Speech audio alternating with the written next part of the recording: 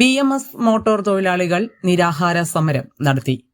തൃശൂർ ജില്ലയിൽ ജനങ്ങൾ കൂടുതലായി സഞ്ചാര ആവശ്യത്തിനായി ഉപയോഗിക്കുന്ന റോഡുകളുടെ ഇന്നത്തെ ശോചനീയ അവസ്ഥയ്ക്ക് അടിയന്തര പരിഹാരം കാണണമെന്ന് ആവശ്യപ്പെട്ടുകൊണ്ടും ആയതിന് 10 ദിവസത്തിനകം തയ്യാറായില്ലെങ്കിൽ മോട്ടോർ തൊഴിലാളികൾ അനിശ്ചിതകാല പണിമുടക്ക് നടത്തുമെന്നും BMS തൃശൂർ ജില്ലാ സെക്രട്ടറി ശ്രീ സേതു തെരുവെങ്കിടം സർക്കാരിന് മുന്നറിയിപ്പ് നൽകി.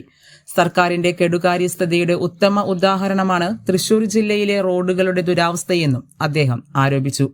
BMS നേതൃത്വത്തിലുള്ള മോട്ടോർ തൊഴിലാളികൾ ജൂലൈ 22 തിങ്കളാഴ്ച കൈപ്പറമ്പിൽ നടത്തിയ ഏകദിന നിരാഹാര സമരം ഉദ്ഘാടനം ചെയ്ത് സംസാരിക്കുകയായിരുന്നു അദ്ദേഹം.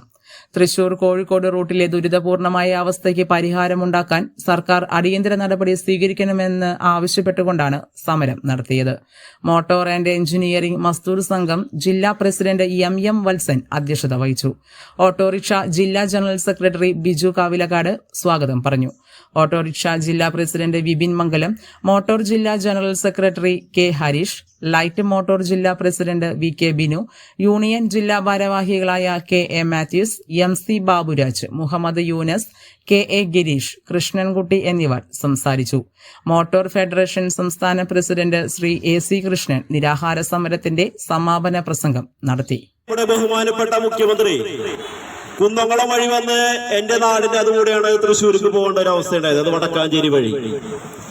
അതായത് കുന്നംകുളത്ത് നിന്ന് പോകാൻ എളുപ്പമുള്ള ഏറ്റവും നല്ല വഴി കുന്നംകുളം മുണ്ടൂർ വഴി തൃശ്ശൂർക്ക് പോകാൻ എളുപ്പം. പക്ഷേ ഈ